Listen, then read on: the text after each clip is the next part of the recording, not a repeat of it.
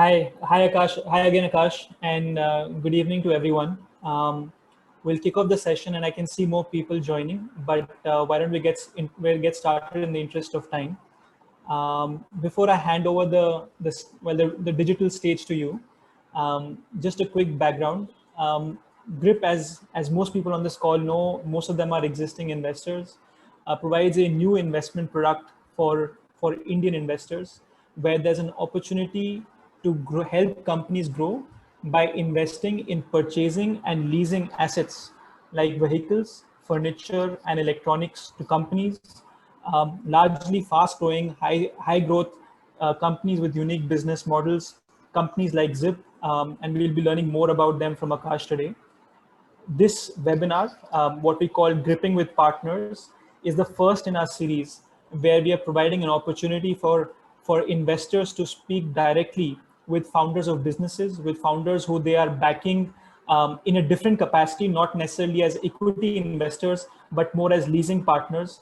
But we believe providing a very necessary form of capital to enable your growth. And this is an opportunity to create a direct connect between you or the founder, the CXOs, and these investors, and get much more understanding in terms of the business model, the strategy, the future prospects, as well as the risks of what they're getting into. GRIP has always been focused on providing as much information as transparently as possible for investors to make their decisions. And this is one more step in that direction. Akash, it's been a pleasure to work with you. As you know, you've been the first, Zip has been the first company on GRIP's platform when we launched in June.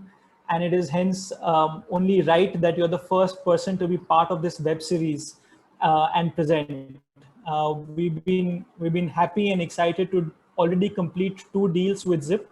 We haven't announced it yet, but at the end of this call, we'll be launching our third and biggest transaction with Zip yet. So very proud and happy to be your partners. We believe what you're doing in terms of enabling electric vehicles, as well as mobility for last mile, both from a commerce as well as passenger perspective, is tremendously powerful. It is at the right time of what the country requires, both from a economic environment as well as environment perspective. And we couldn't be happier to be partnering you in providing those assets. Well, likewise. I'll hand it to you to maybe say a few brief remarks, introduce the company, talk about how things have been in the last few months. I think it's been a really exciting time, and a lot of us have seen the social media posts, but would love to hear from you directly. And then happy to give an opportunity to get into questions and answers. Sure, Nikhil. Thank you so much for having me here, and great to see interest in participants here to know more about Zip Electric. Nikhil, you and Vivek, we've been working together for more than 6-8 months now. I think we started our first conversation back in January when you guys were still conceptualizing GRIP, and congratulations to both of you in the way that this platform has come up. And I can see a lot more deals happening while we were the first ones, but that's great to see that so many more deals, exciting stuff that you guys are doing, and I'm always with you as part of this journey. So good luck on that. But yes, I'll talk more about how Zip has been spearheading the growth here, and we've been doing some good and remarkable stuff. The growth has been really solidifying every day and every week that we are passing, and I'll talk more about it as you suggest. But just put a context around what we do, because a lot of people could be new or could be reading us from different posts and the website. I'll just put a context that Zip Electric is a 3-year-old company. We started in August of 17 as a private limited company. I will talk a little bit about myself to put more metal to what I bring to the table to build Zip so far, right? So I come from 11 years experience before starting Zip Electric. I am a Marwadi from Jaipur. I did my engineering from there, and after a small stint in Infosys, I did my MBA from IMT Ghaziabad in 2008 batch. After IMT Ghaziabad, I spent 2 years in Dell Services. where I understood the corporate world and did some good work out there. I spent about 5 years in Airtel, where I built and worked in two businesses. One was DTH, where I was, national sales lead, managing DTH sales towards the end of it. And when Airtel was launching 4G, I was the part of the 4G launch team. I was spearheading the launch in 8 cities, for 4G launch, in Airtel. And then, I was slowly and slowly, getting closer to my dream of starting up something and solving a large problem. And hence I joined Snapdeal, which was a great startup, at that time, building at a rapid pace. It could give me more learning, more, understanding. I set up the mobile marketing division in Snapdeal. And from there on, I went to MobiKwik, where I was heading marketing. A couple of years, I worked very closely with the founders again, built more expertise, of leading teams, industry-wide exposure. And then, my travel bug, which was, I've been traveling across Europe, US, China, and so many other places. Mobility is exciting. I remember back in the childhood days, I used to draw the logos of different cars that I could launch myself. And this is all hindsight. But yes, in India, mobility was a pain. It has always been, because we are a country of so many people, and solving it was always exciting, because I could touch millions of lives, which was my dream always, to solve a problem which could touch millions of lives. And I wanted to always stay on the sustainable side of things, which is actually solving on the environment side. And hence we always, as a company, have stayed very close to electric or cycles or eco-friendly means of commute, so that we can do something better than what is already happening, along with being innovative. So yeah, we've had our own share of, I would say, pivots and learnings in the startup. We've raised good, I won't say great, but decent capital in our journey, and we've been very, very capitally efficient, is what I can say as a founder. We initially, we're focusing a lot on the last mile mobility side of things. But I would say over the last 12 months, we've fully transitioned ourselves into a last mile delivery company, with EV being our key mode. And we've solved a lot of problems around, EVs. One of them is financing, which you guys are also helping us with. And we started solving it 2.5 years back. And I'll take that journey along as we speak in the questions that how this all began. But yes, we are, I would say, the largest last mile delivery EV company today, with the kind of fleet that we have, with the kind of clients that we are serving, and the kind of numbers that we are doing, and our expansion plans are very rock solid. We have, been doing a good work in solving the last mile delivery, which is required. We were active during the COVID days, and we've actually grown for the last 6 months at an average of about 20% month on month, right? So that is something that I can say. The last round, which was on the equity side, was done by IN Fund. So we are, funded by a good and very robust, team, and they funded 15 crores into the company. This was back in October. Prior to that, we had raised, 2 angel rounds, I would say, of 1.5 crore each.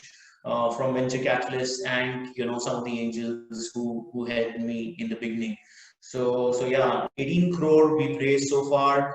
I can say that still in the bank, the money in the bank is 10 crore. So we've been capitally efficient of building the last 3 years, solidifying our growth, and we are now raising more monies to expand into more cities. Yeah, that's a longer introduction. No, but that's I thought useful. it's important. Maybe because I know some of the questions that investors typically ask us, so let me start off by asking you those questions.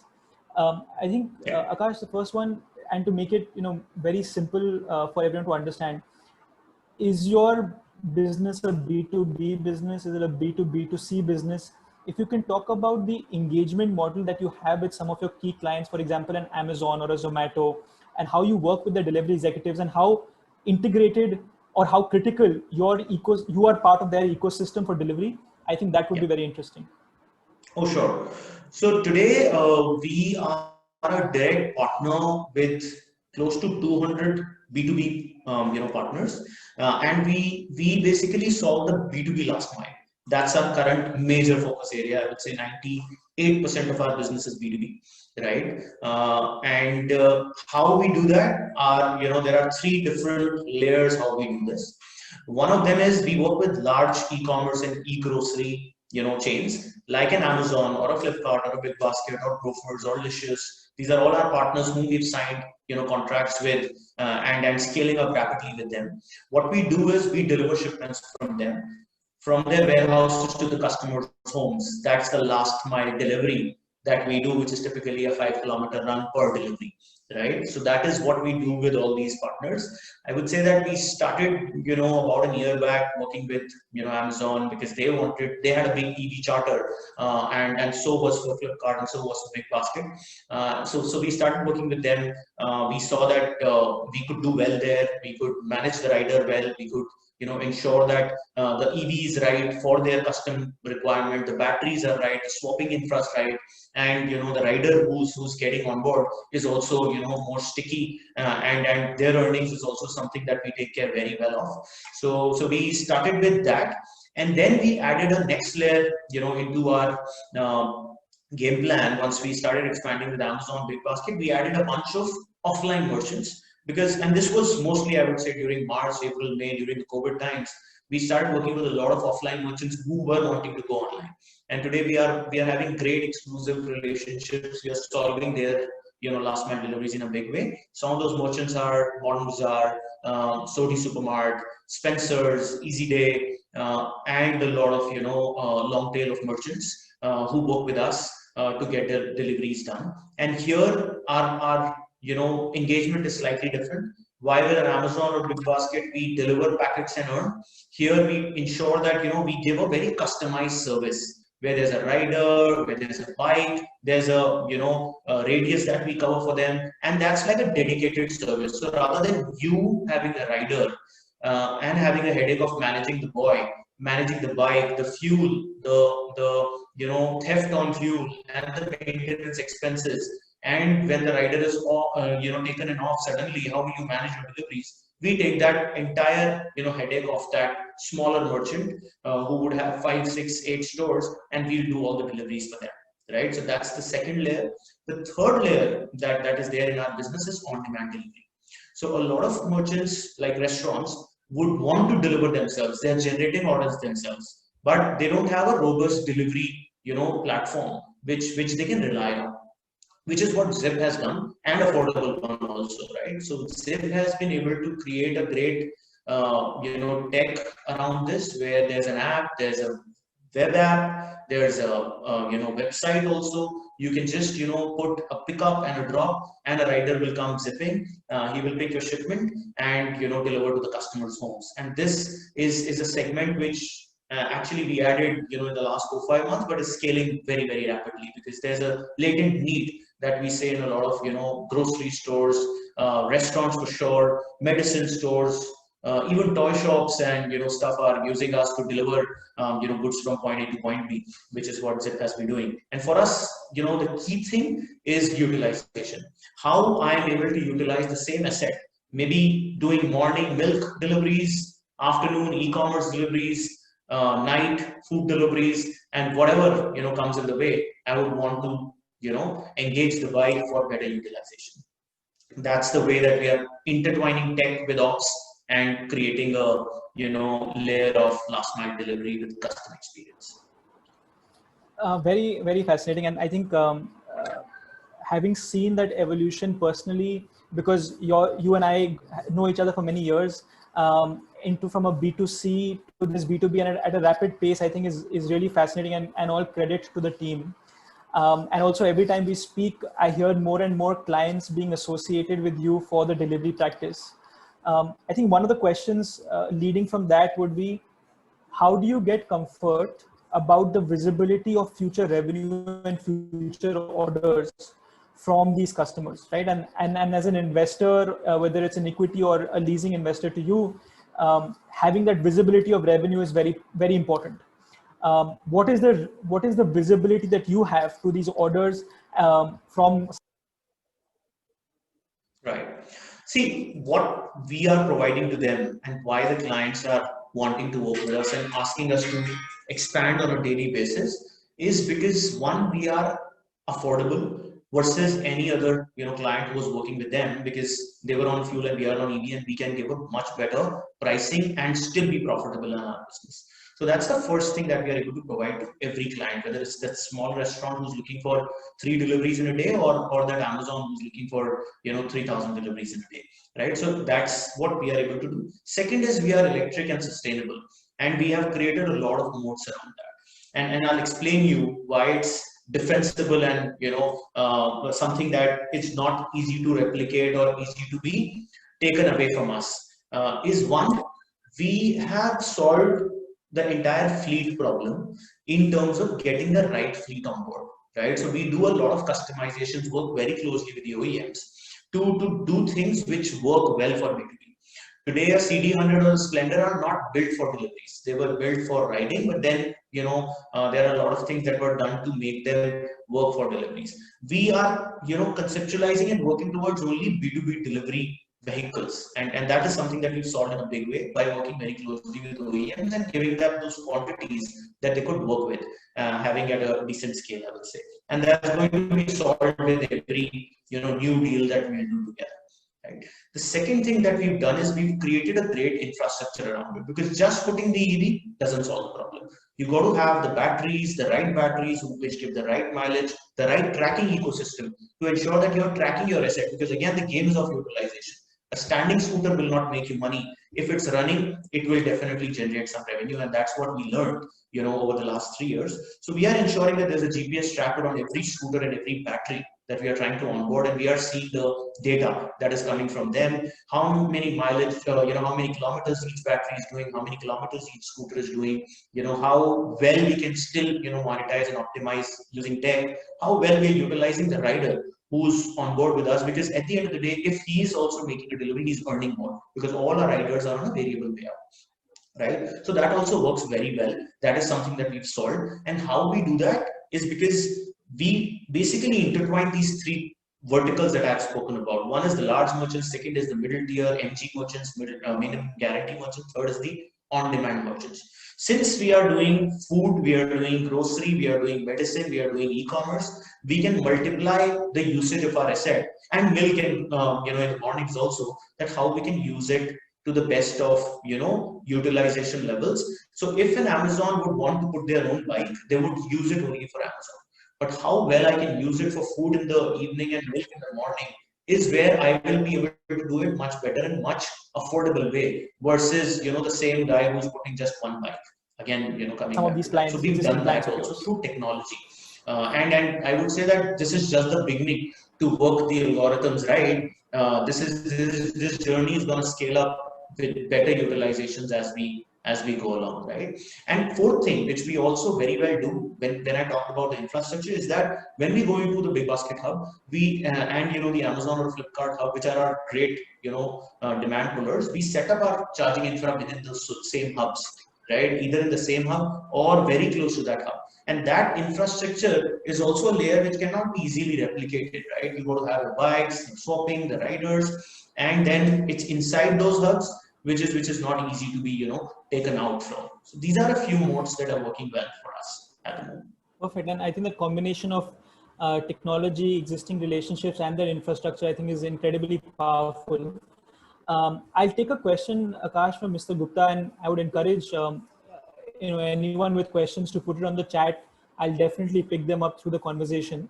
But maybe at this point, if Mr. Gupta is asking, what is bike as a service in a business model? What is that wave that is being seen, and what are your thoughts on that, and how does Zip figure in that strategy? Mm-hmm.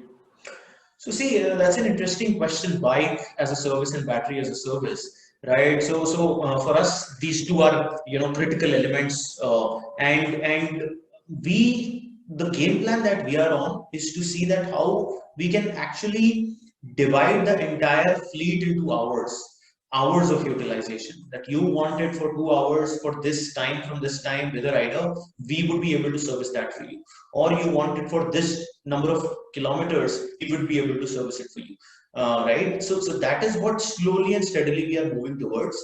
And some of our bikes are actually doing that, where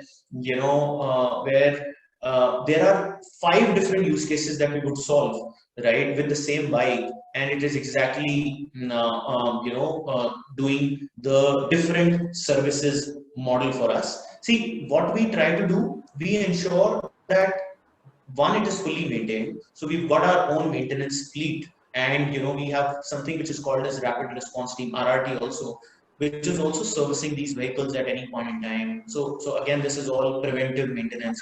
So each vehicle comes with an alert that so many days it was done, it did their last service, now it's due. So anyways, these trackers are all coming from the fleet management side. We ensure that the bikes are running. The demand channel, as I said, I've well explained that how we are servicing the clients, is through slotting of our bikes basis the demand. Some would be for 8 hours, some would be for 2 hours, some would be on an on-demand mode where per order basis. But we are able to split that in an interesting way, right? So, but see, there is one also big segment which I think you guys are already working on, which is also bike as a service model, is the rental model, where a lot of consumers are wanting to use the vehicle basis a ride that they want to do from metro to office. We've done that quite a lot ourselves, but we felt that while that's a very interesting problem to solve, and we started with that, we felt that there is a big fathom to serve the B2B merchants who want to go electric, and this demand which is written on the wall, someone wants to capture it and serve it well and build strong ecosystem and layers around or moats around that, so that we can strengthen that further and further, which is what we've taken as a stance as at. If I could in a way summarize what you said in the last 10-15 minutes, you're utilizing, you understand the vehicle inherently, right? And you're being able to put IoT sensors to monitor the vehicle performance better than most people. You know exactly when maintenance is required. So you're championing the use of the vehicle. At the same time, because you have different clients who need the bikes at different points of day, right? For example, food delivery happens thrice a day, grocery delivery happens at different points of time, medicine at different. You are able to optimize and maximize the utilization of the vehicle like no one else. And third is intent is that is the intent, or that's the direction you're going in. And I know your presentation has a very nice creative and slide to explain that. And the third piece is the electric vehicle itself, the electric bikes, right? And maybe that's the next question I wanted to ask. A lot of us are new to electric bikes. Why electric bikes, and why wouldn't you just do this on a diesel or a petrol vehicle? What's the differentiation? Yeah, I think that is a no-brainer for me, because see, I have talked to so many riders while we started doing these deliveries ourselves, but we served a lot of Zomato Swiggy riders on a rental plan where they could take the bike for a month or a week, and they were very happy using our services, consistently recharging the plans. And when I used to talk to them, a lot of them were earlier using their own petrol bikes. Now on a petrol bike, and maybe I'll just share my screen to pull out a couple of visuals for everyone's benefit. One second. Yeah. Yeah. So if you look at this McKinsey study, and this is something that I don't have to say that this is what I also talk to the riders on. This is writing on the wall again, that when you are driving a petrol vehicle for 100 kilometers, you're spending a $3.8, in the total cost of ownership side of things. The same thing on an EV is $2.48. There's a 40% saving, per kilometer that EV is able to provide versus a petrol vehicle.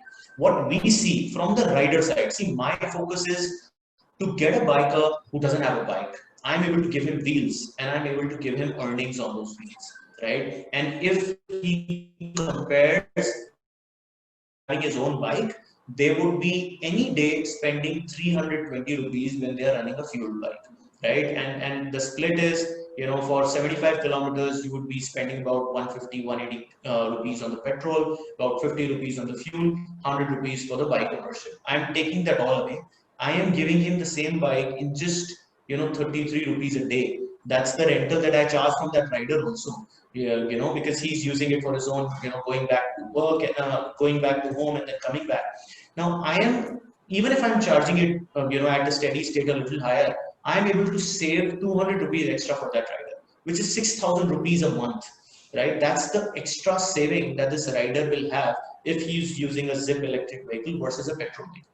Now, when someone is earning a 10,000 or 11,000, if he's earning 6,000 more, that's like, you know, a 40% extra earning for his family, right? At that level.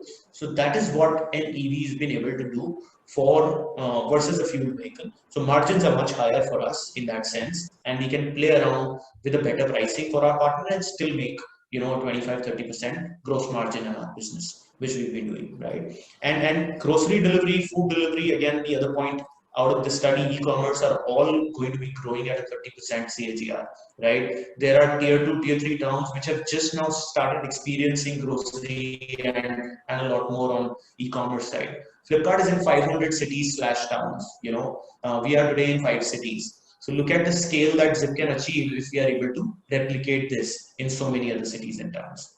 Absolutely. And on that, you know, I think you're reading the questions because you perfectly lead me on to the next one. There are some common questions between what, you know, Medhavi and Divyanshu put up. So let me get there.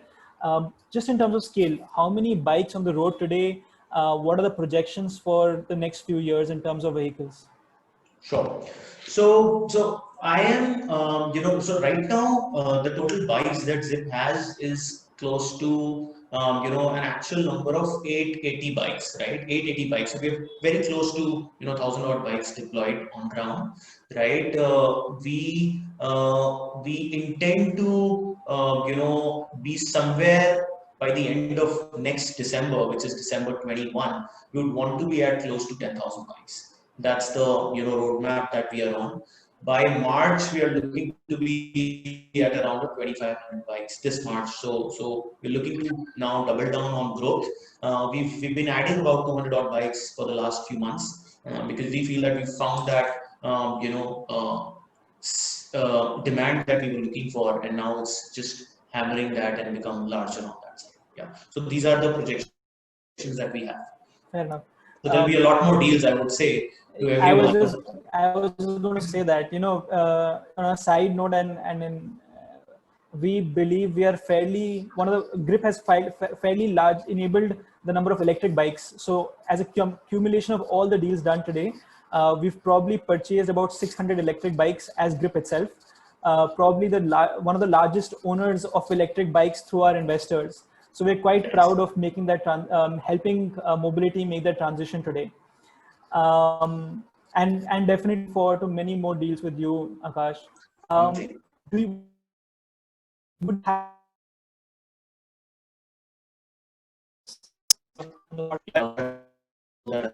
one sec.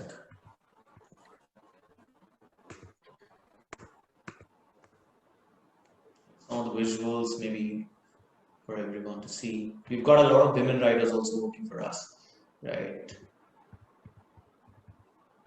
Yeah. So this is our unit economics, right? So today an average bike, you know, so there are 4 verticals that I spoke about: e-commerce, grocery, middle tier, hyperlocal, as well as the on-demand. On an average, a bike is earning around 20,500 rupees a month, right? By doing shipments, and these are per shipment or on an MG mode.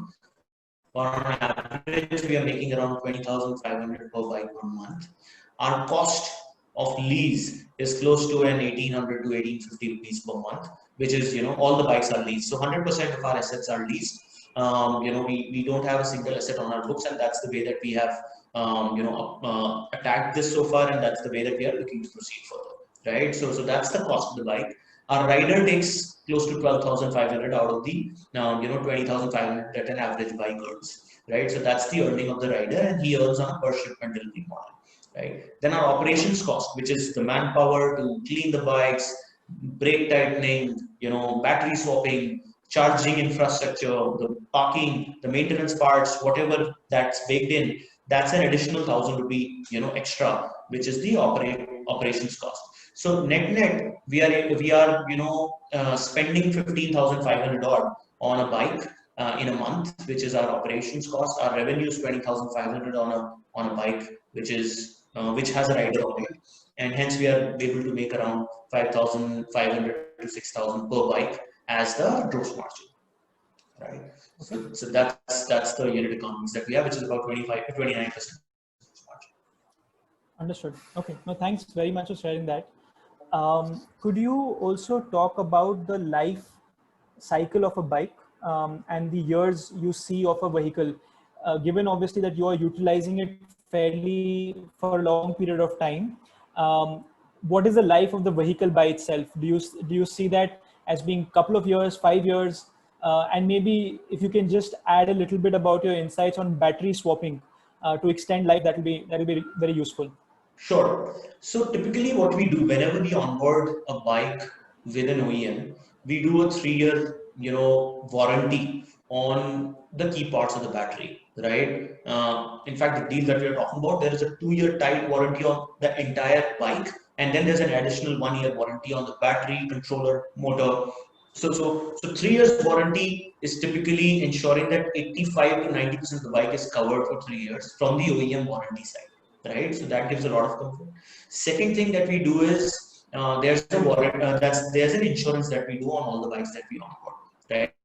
That's a safety net that we insure for third party compliance for the bike accident or anything that happens on the bike. That's also covered, right? So that's the safety net that's there.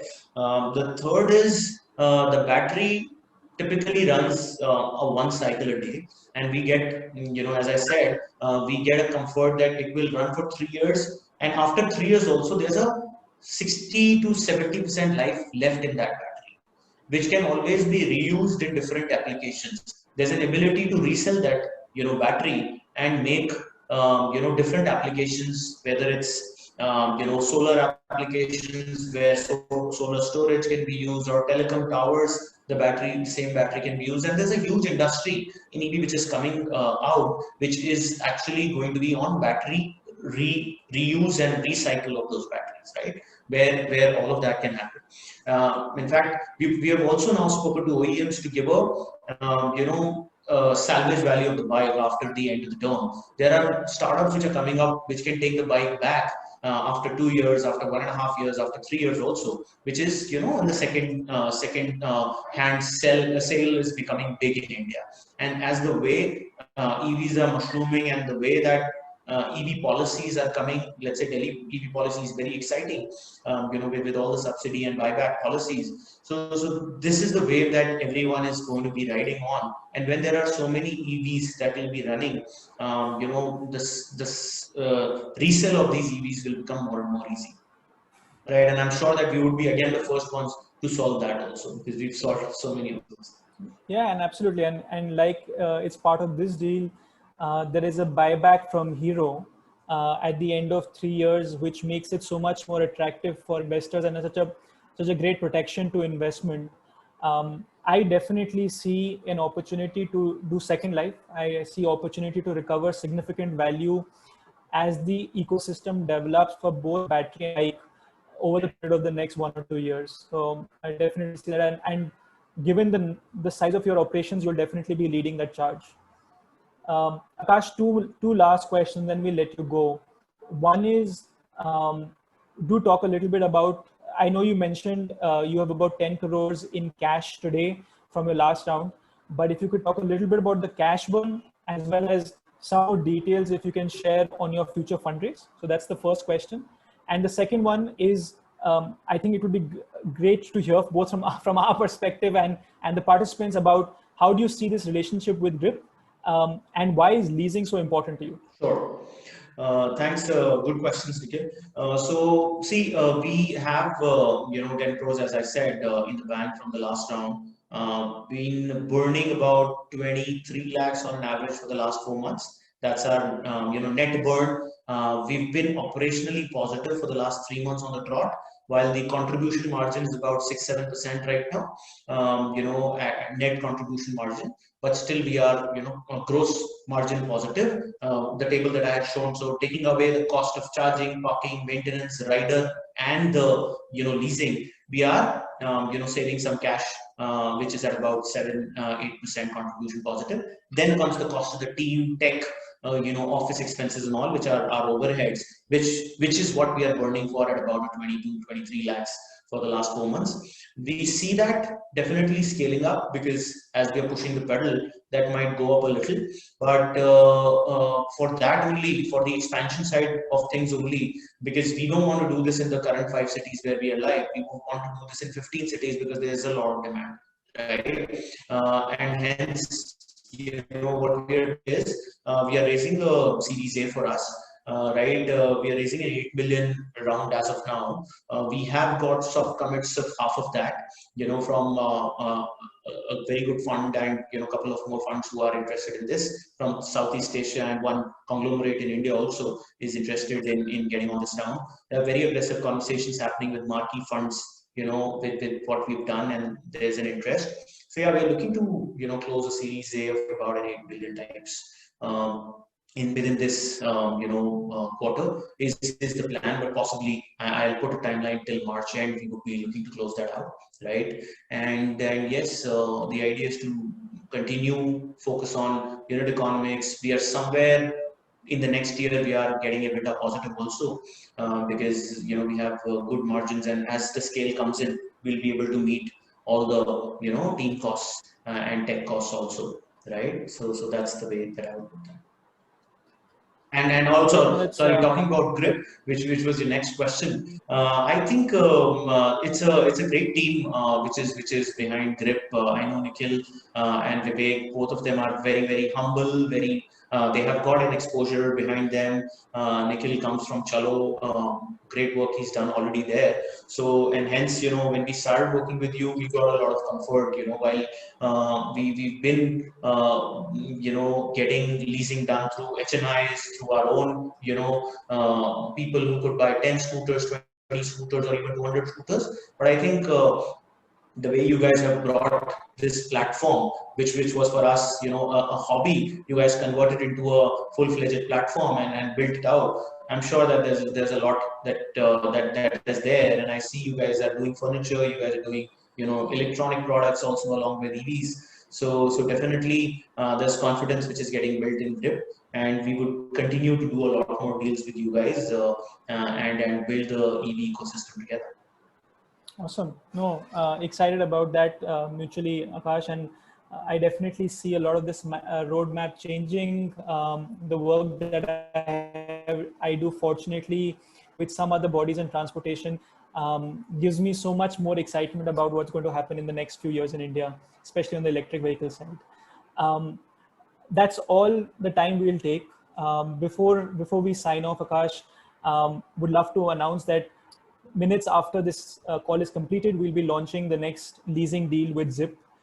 This is, as you know, this is going to be a 60 lakh rupees deal in total to purchase and lease Hero electric bikes for a term of 3 years, with providing a fairly attractive rate of interest.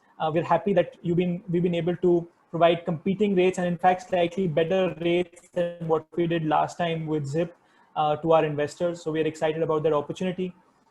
As an offer to participants on this call, we are also offering a free or no Grip management fees for any investments made today.